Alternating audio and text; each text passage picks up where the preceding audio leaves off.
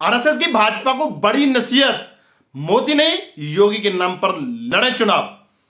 BJP के बारे में पहली बार खुलकर बोला संघ, मोदी को लेकर कह दी बहुत बड़ी बात। जी दोस्तों, राष्ट्रीय स्वयंसेवक संघ, भारतीय जनता पार्टी के थिंक टैंक कहा जाता है, उस राष्ट्रीय स्वयंसेवक संघ ने पहली बार भारतीय जनता पार्टी को खुले तौर पर चेतावनी दी है। राष्ट्रीय स्वयंसेवक संघ ने साफ तौर पर कह दिया है कि भारतीय जनता पार्टी सिर्फ नरेंद्र मोदी के भरोसे पर नहीं रहे, नरेंद्र मोदी को सिर्फ अपना नेता न माने, नरेंद्र मोदी की नीतियों पर सिर्फ काम नहीं चलेगा। साथ ही अब बिल्कुल साफ हो चुका है कि भारतीय जनता पार्टी किसी व्यक्ति विशेष की पार्टी नहीं है।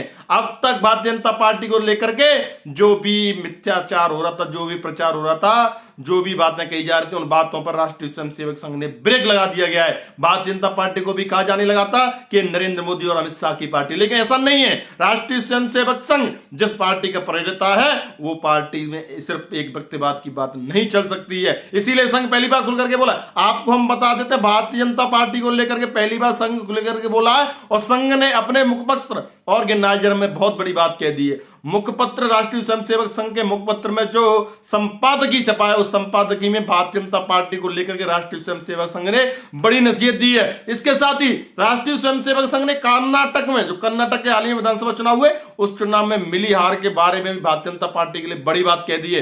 राष्ट्रीय स्वयंसेवक संघ ने क्या कहा है, इस सब के बारे में आपको बता देते हैं। आप सबसे पहले जान लीजिए राष्ट्रीय स्वयंसेवक संघ के बारे में, संघ के मुखपत्र में क्या लिखा गया है। आरएसएस ने अपने मुखपत्र ऑर्गेनाइजर, जो राष्ट्रीय स्वयंसेवक संघ का मुखपत्र ऑर्गेनाइजर, उस ऑर्गेनाइजर में एक संपादकीय प्रकाशित किया है। इसमें कर्नाटक चुनाव में भाजपा को मिली हार का विश्लेषण किया है। जी हां दोस्तों, इस मुखपत्र में कर्नाटक, हाल ही में जो कर्नाटक में विधानसभा चुनाव संपन्न हुए, जिसमें भारतीय जनता पार्टी को करारी हार मिली है, उसके बारे में भी बहुत बड़ा जिक्र किया है। उसमें विश्लेषण किया गया है कि कर्नाटक चुनाव का जिक्र किया है। कर्नाटक में भ्रष्टाचार एक बड़ा मुद्दा था। प्रधानमंत्री नरेंद्र मोदी के केंद्र में सत्ता संभालने के बाद पहली बार भाजपा को विधानसभा चुनाव में भ्रष्टाचार के आरोपों का बचाव करना पड़ा है। 14 जो कर्नाटक विधानसभा में चुनाव, उसमें 14 मंत्री चुनाव हार गए। ये एक बहुत बड़ा चिंता का विषय है। इसी बात को लेकर के राष्ट्रीय स्वयंसेवक संघ ने कहा है कि जब राष्ट्रीय स्तर के नेतृत्व की भूमिका न्यूनतम होती है और चुनाव अभियान स्थानीय स्तर पर रखा जाता है, तो कांग्रेस को फायदा होता है। जी हां दोस्तों, देखिए राष्ट्रीय स्वयंसेवक संघ ने कितनी बड़ी बात कह दी है। परिवार द्वारा संचालित पार्टी ने राज्य स्तर पर एकीकृत चेहरा पेश करने की पेशकश की और 2018 के चुनावों की तुलना में 5% अतिरिक्त वोट हासिल किए। संपादकीय में आगे लिखा गया कि केवल प्रधानमंत्री नरेंद्र मोदी के चेहरे और हिंदुत्व के बलबूते पर भाजपा राजनीति नहीं करे। भाजपा इन सिर्फ मुद्दों पर चुनाव नहीं जीत सकती है। भाजपा को स्थानीय स्तर पर नए नेताओं को आगे लाना होगा, उनकी पहचान बनानी होगी। केंद्र के तालमेल बिठा करके सभी विधानसभा चुनाव में भाजपा को तभी जीत मिल सकती है जब भाजपा स्थानीय मुद्दों पर बात करेगी। आपने देखा कर्नाटक विधानसभा चुनाव में राष्ट्रीय स्तर के मुद्दों की बात हुई, प्रधानमंत्री नरेंद्र मोदी ने ताबड़तोड़ रैलियां करी, केंद्रीय मंत्री तमाम उसमें कूदे, अमित शाह ने भी ताबड़तोड़ रैलियां करी।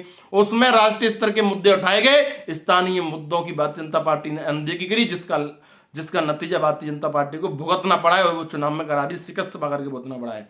संपादकीय में आगे लिखा गया कि पीएम मोदी की सत्ता के 9 वर्ष की उपलब्धियों की प्रशंसा भी की गई है। इसमें लिखा है कि 2014 में भारत में अधिकांश लोगों ने लोकतंत्र में विश्वास खो दिया था। प्रधानमंत्री और उनकी सरकार ने महत्वाकांक्षी लक्ष्यों के साथ उन आकांक्षाओं के लिए सकारात्मक प्रक्रिया दी है और कई मोर्चों पर काम किया है। जी हां दोस्तों, संघ ने ना सिर्फ पीएम मोदी की खिंचाई की है, बल्कि उनके जो अच्छे कार्य, उनकी तारीफ भी की है। जी हां दोस्तों, यही संघ का स्वरूप है, यही संघ की वास्तविकता है। संघ जो भी बात कहता है वो डंके की चोट पर कहता है, संघ खुले शब्दों में कहता है। और राष्ट्रीय स्वयंसेवक संघ के बारे में कहा जाता है, संघ राष्ट्र धर्म को सर्वोपरि मानता है। और ऑर्गेनाइजर में लिखा गया है कि बीजेपी के नेतृत्व ने चुनाव में राष्ट्रीय मुद्दों को लाने का प्रयास किया, लेकिन कांग्रेस ने स्थानीय मुद्दे को नहीं छोड़ा। कांग्रेस की जीत का सबसे बड़ा कारण यही है, स्थानीय मुद्दों को मजबूती के साथ उठाना। यह कांग्रेस की जीत का सबसे बड़ा कारण निकल करके सामने आया है।